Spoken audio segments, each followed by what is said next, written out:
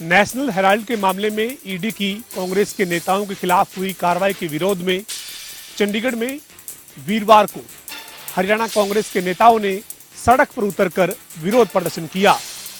हरियाणा कांग्रेस के अध्यक्ष उदय भान और पूर्व मुख्यमंत्री भूपेंद्र सिंह हुड्डा की मौजूदगी में कांग्रेस के विधायकों, सांसदों और तमाम वरिष्ठ नेताओं ने विरोध प्रदर्शन के लिए सड़क पर पैदल मार्च किया।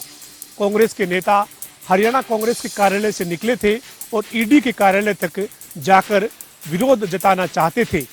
इसी बीच चंडीगढ़ पुलिस प्रशासन ने कांग्रेस कार्यालय से थोड़ी दूरी पर बैरिकेडिंग की हुई थी और कांग्रेस के नेताओं को वहां पर रोक दिया। इसके बाद चंडीगढ़ पुलिस ने कांग्रेस के नेताओं को हिरासत में लिया और सेक्टर 3 के पुलिस स्टेशन लेकर पहुंची। इसके बाद कांग्रेस के नेताओं ने कुछ देर तक पुलिस स्टेशन में नीचे बैठकर विरोध जताया और सरकार के खिलाफ नारेबाजी की। कांग्रेस के नेताओं ने कहा कि इस मामले में जो कार्रवाई कांग्रेस के नेताओं के खिलाफ की गई है वो भारतीय जनता पार्टी ने राजनीतिक दुर्भावना के साथ की है। पूर्व मुख्यमंत्री भूपेंद्र सिंह हुड्डा ने कहा कि नेशनल हेराल्ड के मामले में किसी भी तरीके का पैसों का लेन देन नहीं हुआ है, ऐसे में ये मामला बनता ही नहीं है। वहीं हरियाणा कांग्रेस के अध्यक्ष उदय भान ने कहा कि बीजेपी जांच एजेंसियों का दुरुपयोग कर रही है। कांग्रेस के इस विरोध प्रदर्शन पर हरियाणा के कैबिनेट मंत्री कृष्ण बेदी ने चुटकी ली है। बेदी का कहना है कि कांग्रेस का आज जो विरोध प्रदर्शन था वो केवल खानापूर्ति था। उन्होंने कहा कि कांग्रेस के नेता ऐसा दिखा रहे थे जैसे उन्हें पार्टी के आदेश के चलते मजबूरन सड़क पर उतरना पड़ा है।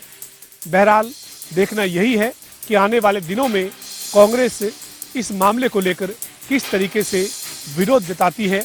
आज हरियाणा कांग्रेस जरूर सड़क पर इस मामले को लेकर उतरी है।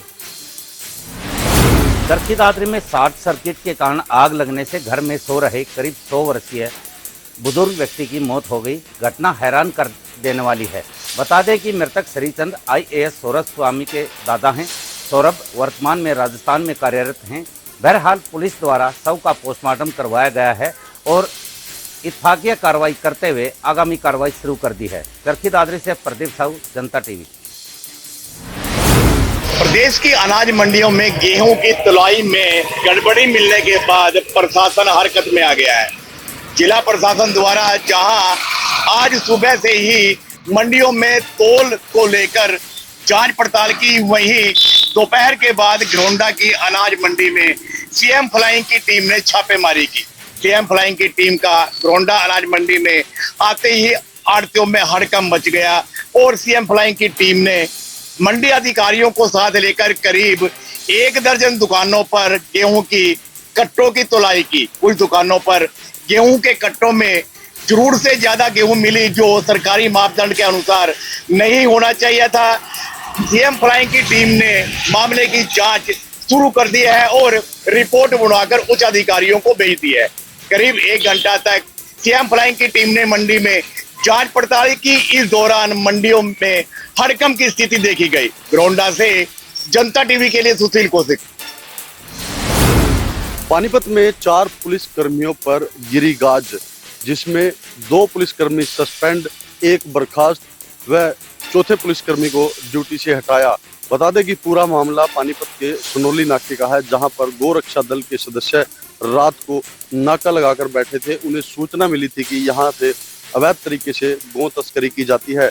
जिस सूचना पर वह वहां पर बैठे हुए थे और जब गौ तस्करी से भरी एक गाड़ी वहां पर आई तो मौके पर पुलिस को बुलाया गया। पुलिस द्वारा उनका सहयोग किए जाने के अलावा उनके ही खिलाफ मारपीट व बर्बरता शुरू कर दी। वहीं एक गोरक्षा दल के सदस्य के सिर से चोटी को पकड़कर उसे गाड़ी में गिरने का प्रयास किया। वहीं पीड़ित गोरक्षक दल के सदस्य ने इसकी शिकायत उच्च अधिकारियों को दी, जिस पर पुलिस अधिकारियों ने संज्ञान लेते हुए 4 पुलिसकर्मियों पर गाजगिरी है, जिसमें 2 पुलिसकर्मी सस्पेंड, 1 बर्खास्त व 1 को ड्यूटी से हटा दिया है। पानीपत से जनता टीवी के लिए अनिल सैनी की रिपोर्ट। पूरे उत्तर हरियाणा में गर्मी ने अपना प्रकोप दिखाना शुरू कर दिया है। जहां दिन की बात की जाए तो दिन के दोपहर के समय जो तापमान है 42 डिग्री सेल्सियस पहुंच जाता है। आमजनों का घरों से बाहर निकलना मुश्किल हो चुका है। ऐसे में कहीं ना कहीं जो स्वास्थ्य विभाग है उन्होंने आमजन के लिए एक गाइडलाइन जारी की गई है कि जहां तक हो सके इस भीषण गर्मी में दोपहर के समय के अंदर अपने घरों के अंदर ही रहे। जहां तक हो सके जरूरी काम हो तो ही घरों से बाहर निकले। लेकिन कहीं ना कहीं जब गर्मी ज्यादा बढ़ती है तो इसका असर सीधा बूढ़े लोग होते हैं, जो कहीं ना कहीं छोटे बच्चे होते हैं, उन पर ज्यादा पड़ता है, क्योंकि जो हीट वेव होती है उसका असर सीधा जो अपर इम्यूनिटी सिस्टम होता है उस पर पड़ता है। उससे कहीं ना कहीं शरीर के अंदर पानी की कमी हो जाती है और ऐसे में कहीं ना कहीं बीमार होने के जो चांसेस है वो भी ज्यादा बढ़ जाते हैं। ऐसे में स्वास्थ्य विभाग ने आमजन को आग्रह किया कि जरूरी काम हो तभी घरों से बाहर निकले। अब देखने वाली बात होगी कि आगामी दिनों में गर्मी का जो प्रकोप है वो कितना दिखाई देता है। जिन से जनता टीवी के लिए सुनील कुमार की रिपोर्ट। फरीदाबाद में 7 साल से प्रेमी के साथ लिविंग रिलेशनशिप में रह रही महिला ने प्रेमी को घर पर बुलवाकर तोड़वाए हाथ पैर। इस पूरी घटना में प्रेमी के 13 जगह फ्रैक्चर आए हैं। इस पूरी घटना में प्रेमी की शिकायत के आधार पर पुलिस ने 2 आरोपियों के खिलाफ मामला दर्ज कर गिरफ्तार कर लिया है। तो वहीं अब इस पूरी घटना में एक नया मोड़ आया है। इस पूरी घटना में अब पुलिस ने महिला के बयान के आधार पर जो है वो प्रेमी के खिलाफ भी जो है वो मामला दर्ज कर लिया है।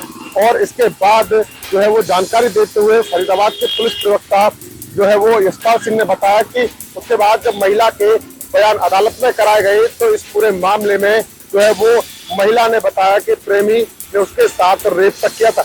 इसके बाद अदालत के आदेश के अनुसार जो है वो रेप की धाराओं को जोड़ते हुए आरोपी प्रेमी के खिलाफ मामला दर्ज किया है और आगे की जांच शुरू कर दी गई है।